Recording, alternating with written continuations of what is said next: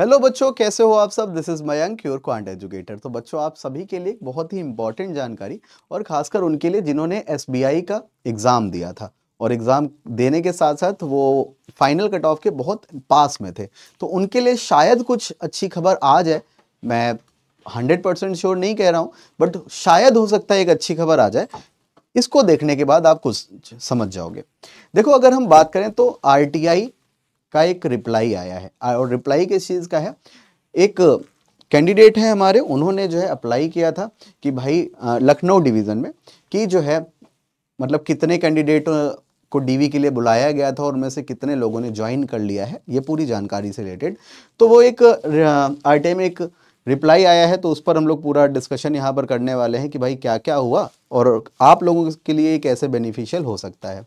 तो सबसे पहले अगर बात करें तो selected students from SBI Lucknow for DV, यानी कि जो कैंडिडेट सिलेक्ट हुए थे डीवी के लिए लखनऊ में किसको कितने लोगों को बुलाया गया था, जिसमें जनरल कैंडिडेट हमारे 510 थे, ईडब्ल्यूएस कैटेगरी के आपके 125, एससी कैटेगरी के आपके 260, एसटी के 6 और ओबीसी के 344 कैंडिडेट थे। मतलब टोटल आपके 1245 कैंडिडेट को डीवी के लिए यानी कि डॉक्यूमेंट वेरिफिकेशन के लिए बुलाया गया था। बट हुआ क्या, कितने कैंडिडेट एब्सेंट रहे भाई। 1200 में लगभग आपका 400 यानी कि 380 कैंडिडेट क्या रहे, एब्सेंट रहे, जिसमें से जनरल में 170 कैंडिडेट नहीं आए, ईडब्ल्यूएस में 43, एससी में 90, एसटी में 6 में से 3 नहीं आए, ओबीसी में 73 स्टूडेंट डीवी कराने नहीं पहुंचे।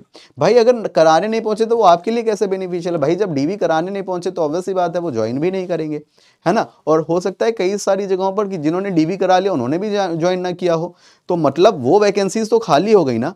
तो हो सकता है कि जो वेटिंग लिस्ट है उसको जारी कर दिया जाए, जिन कैंडिडेट्स का पॉइंट्स में या फिर 0.1 या फिर 0.5 ऐसे मतलब थोड़ा बहुत ही मिनिमम मार्किंग से वो उनका सिलेक्शन नहीं हो पाया, शायद उनके लिए खुशखबरी आ जाए। तो हमारा ये यहाँ पर मेरा ऐसा मानना है, ठीक है। अब अगर मैं आगे की बात करूं तो भाई क्या है ये, हाउ मैनी ज्वाइंड, ठीक है भाई 1200 में 400 मतलब 380 नहीं आए, बट जो बाकी के बच रहे हैं उसमें भी सबने ज्वाइन नहीं किया। ज्वाइन कितने लोगों ने किया, 285 जनरल कैंडिडेट ने ज्वाइन किया, 77 ईडब्ल्यूएस कैंडिडेट ने, एससी 143, एसटी आपका 2 एंड ओबीसी कैंडिडेट ने 235 ने ज्वाइन किया। टोटल 742 लोग ज्वाइन हो गए। और उसके बाद भी एक कहानी बचती है क्या कि भाई एक्सटेंशन कितने लोगों ने यानी कि अपनी वो आगे बढ़ा दी कितने लोगों ने। तो भाई जनरल में 55 लोगों ने आगे बढ़ाई, ईडब्ल्यूएस में 5 लोग, एससी 27, एसटी आपका 1 और ओबीसी में 36 लोगों ने अपना एक्सटेंशन कर दिया अपनी जॉब का, ठीक है, मतलब आगे के लिए बढ़ा दी। तो ये सब कुछ है, यानी कि अगर बच्चों 1200 लोगों में लगभग 400 लोग अगर एग्जाम देने नहीं मतलब ज्वाइनिंग नहीं ले रहे हैं, तो इसका मतलब इट्स क्वाइट ऑब्वियस कि वेटिंग लिस्ट जारी की जा सकती है। ये एक बहुत बड़ा नंबर है। लगभग 33% लोगों ने ज्वाइन नहीं किया है, 66% लोगों ने ज्वाइन किया है। तो मैं आप सभी को बेस्ट विशेस दूंगा, और ये मत मतलब ये 100% श्योर नहीं है कि वेटिंग लिस्ट आएगी। ये भी हो सकता है कि जो आपकी अपकमिंग वैकेंसी आने वाली है उसमें ये ऐड करके दे दें, ये भी एक पॉसिबिलिटी है, ठीक है। But hope for good. तो आप लोगों को तैयारी तो करते ही रहना है, ठीक है।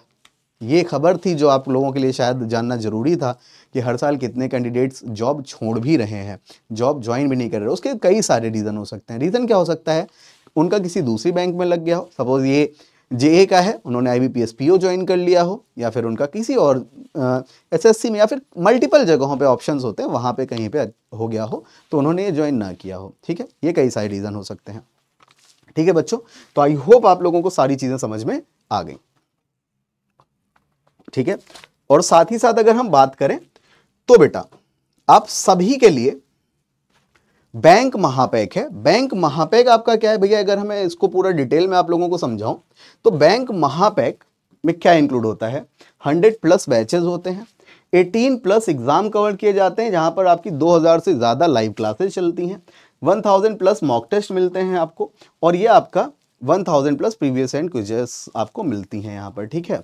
साथ ही साथ आप लोगों को टीचर यहाँ पर आपके मेंशन है, कौन पढ़ाता है आपको, जितने भी आपके एग्जाम्स होते हैं, चाहे वो आईबीपीएस के हों, एसबीआई के हों, आपके एलआईसी का एग्जाम, बैंकिंग और इंश्योरेंस के जितने भी एग्जाम हैं आपके बैंक के अंतर्गत आते हैं, वो सारे यहाँ पर आपके कवर किए जाते हैं। और महापैक आप सिर्फ अवेल कर सकते हो 2799 में। ठीक है, आई होप आप लोगों को ये जानकारी मिल गई होगी।